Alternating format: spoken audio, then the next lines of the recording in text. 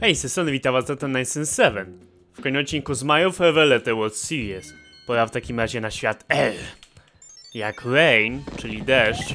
Zakładam, bo mamy deszcz na samym początku. Oczywiście nie obejdzie się bez piorunów. Na szczęście nie zabijają one Mario. Przynajmniej nie zauważyłem, żeby tak się działo. No i tutaj niesamowicie szybkie rotodiski. Sonic mógłby się powstydzić. O, dobra. No tu generalnie nie jest łatwo go uniknąć. Polecam zrobić to w ten sposób. Tu będzie kolejny. Tu polecam przeskoczyć i odbić się od kupy. Powinniśmy mieć wystarczająco wysokości, żeby ominąć ten rotodisk. No paskudna pogoda, ani słowa. I tu generalnie gra będzie chciała, żebyśmy zeszli do podziemi. Możemy tak zrobić, ale jeżeli wywabimy te bullet bille wcześniej, to możemy po nich przeskoczyć na przepaścią i dostać się dalej bez konieczności wchodzenia do podziemi. Dziękuję kolejowemu Wojtkowi za to, że mi to powiedział, bo nie wiedziałem nawet. I tu generalnie przez pewien czas możemy tak biec, aczkolwiek w pewnym momencie kupy będą w ten sposób skakać, że raczej oberwiemy. Ale na szczęście tak się nie stało i mogłem przebiec. Jak widać, niektóre bloki spadały. Możemy to oczywiście zrobić wolno i wywabiać je po kolei, ale dużo na tym czasu tracimy. Tyle, że możemy pewnie zginąć z powodu braku czasu. Więc polecam w sumie w ten sposób to zrobić. Tutaj taka sekcja nieprzyjemna, szczerze mówiąc. No i tutaj mamy wybór checkpointa. Musimy wybrać w dobrym momencie. Chyba już widzę, który. Dobrze. Udało się. Chyba jak wybierzemy zły checkpoint, musimy patrzeć na poprawną pisownię. Tam było bodajże checkpoint. Tak czy inaczej, jak wybierzemy zły checkpoint, to tracimy 100 jednostek czasu Mario Forever. I chyba nam to nie zapisuje jako checkpointa ostatecznie. Chyba sprawdzałem i zabiłem się, a i tak zaczynam od początku całego etapu. Więc polecam zdecydowanie patrzeć, jak jest to napisane i wybrać właściwy checkpoint. Dobrze, że nas nie zabija, ale minus 100 jednostek czasu to w sumie i tak nie za przyjemnie, myślę. Szczególnie, jeżeli straciliśmy dużo czasu na jakiejś podziemnej sekcji. No i tutaj znowu można ominąć,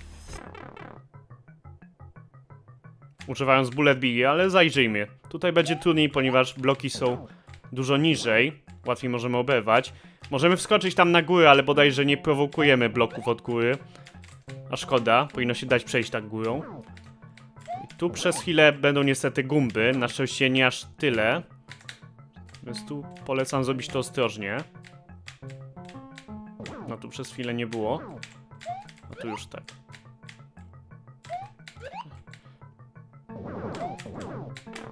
No właśnie, tu jeszcze są gumby, tu już można na szczęście przebiec.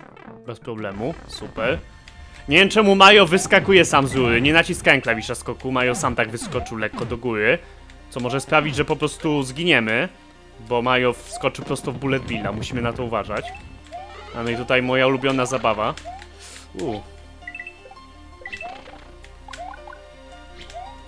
Na szczęście tu możemy stanąć i być w miarę bezpieczni i czekać, aż Pickaxe Bro nam zniszczy drogę. No niestety wciąż będziemy musieli jakoś go pokonać albo ominąć, prawda? Spróbujmy na chwilę tutaj stanąć, żeby się zesetował. Oczywiście, że musiał rzucić.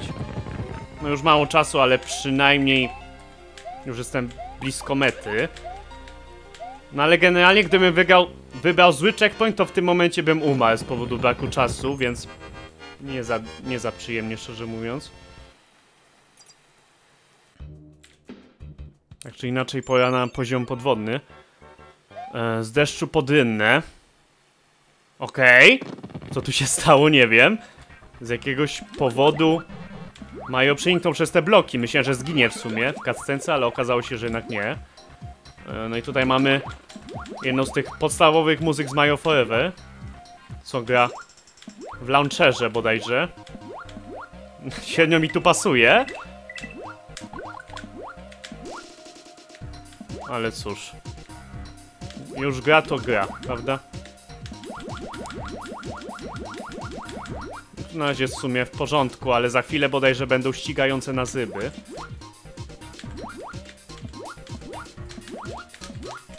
O. Jest tu trochę wąsko.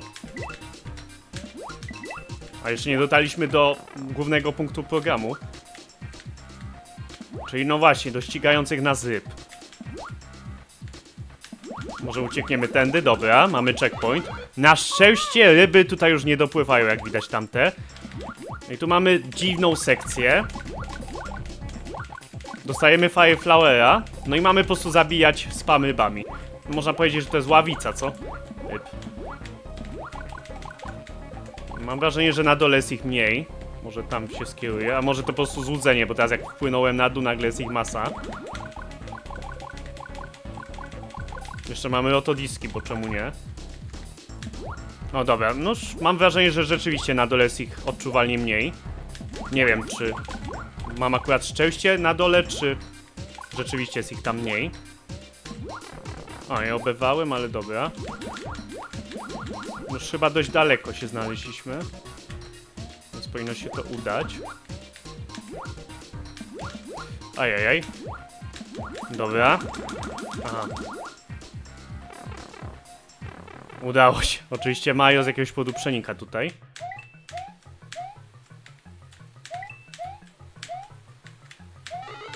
No i zdobywamy one-upa. To będzie kolejny etap, gdzie ryknie, że już prawie koniec czasu. Tak. Akurat jak skończyliśmy etap, to był sygnał dźwiękowy, że został tylko 100 jednostek czasu Mario Forever, aczkolwiek odjęło tutaj po przejściu trochę sekund, no i mieliśmy 77. Pora na zamek, czy raczej wieżę. Ale wierzę, że uda nam się przejść tę wieżę. Dobra. No i mamy gąsienicę. Na ogół jest ona w etapach poziomych, ale tu mamy etap pionowy. No i oczywiście możemy się spodziewać, że jeżeli z takiej gąsienicy spadniemy, to nawet jak przeżyjemy upadek, to już nie będziemy mogli nic zrobić, bo taka gąsienica po prostu się już nie pojawi. Będzie gdzieś tam na górze sobie dalej szła, a my zostaniemy na lodzie. Także musimy na to uważać zdecydowanie. A tutaj trochę omijania rotodisków. Dobra. Oczywiście gąsienica mogłaby od razu pójść w najlepsze dla nas miejsce, ale ona woli na siłę krążyć wokół, żebyśmy spadli. No, tu uwaga, bo te platformy spadają. O, Louis się zdecydowanie przyda, dziękuję. I tu możemy poczekać, jak mamy Louis przynajmniej. Nie musimy wskakiwać na siłę na te kolce między nimi, tylko możemy w ten sposób ominąć. O. Więc polecam tak zrobić, zamiast na siłę przeskakiwać między kolcami. No i tutaj mocno RNG fragment. Może to jest jak RNG? Nie wiem, no właśnie. To jest coś na zasadzie... Nie zawsze jesteśmy w stanie uniknąć. Szczególnie jak obewiemy z góry, co? O. Dziękuję bardzo. Na pewno się przyda. Trochę mniej niż Louis, ale nie pogadzę. No i tutaj oczywiście czekanie. Ustawmy się tak, żeby na pewno trafić do tej szpary. Dobra. No zdecydowanie jest trochę w tym etapie czekania. Na szczęście ta gąsienica może nas tak porwać. To jest plus.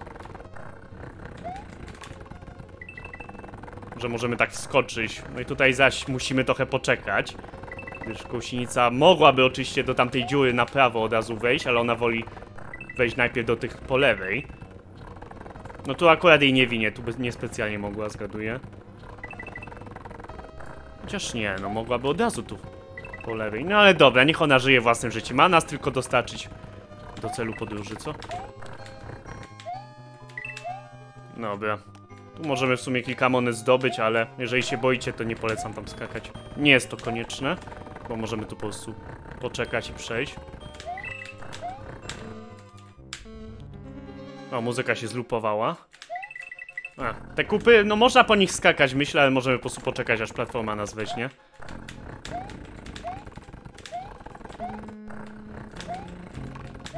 No i dobrze. Udało się nam na szczęście przeżyć.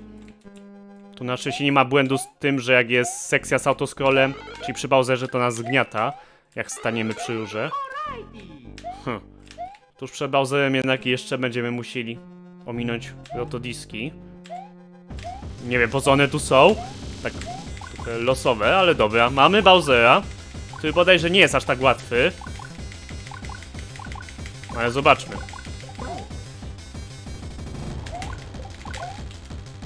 O tak, jak widać strzela on dużo częściej naładowanymi strzałami. Niektóre naładowane strzały mają nie tylko 3 kule ognia, ale 4 czy 5 nawet. Więc musimy dużo lepiej tego unikać. No niestety jak Mario nisko podskoczy, na co nie mamy wpływu, to nic specjalnie nie zrobimy. Możemy w sumie zawsze stanąć blisko niego, jak jeszcze dopiero te kule ognia się pojawiają, bo wtedy są nieco niżej. Dobrze. Mimo tego nie są jakiś super trudny. Wydaje mi się, że w oryginalnej wersji rzucał w gracza grzybkami i we mnie nie rzucił grzybkiem. Nie wiem, być może musiałby być małym Mario. Być może The Mario Variable to usunął, a być może jeszcze jakieś inne warunki są, żeby wrzucił w ciebie grzybkiem. Nie mam pojęcia. Tak czy inaczej, no jeżeli już nie rzuca grzybkami, to trochę szkoda. To wtedy jest w takim razie trudniejszy niż był wcześniej. No zgaduję, że piorun zniszczy tę strukturę, tak? No cóż. Bowser oszczędzał i nie zainwestował w piorunochron, zgaduję. I ma świat R ukończony. No R jak Rain, zgaduję. Jak różowy rabarbar może, jak rury.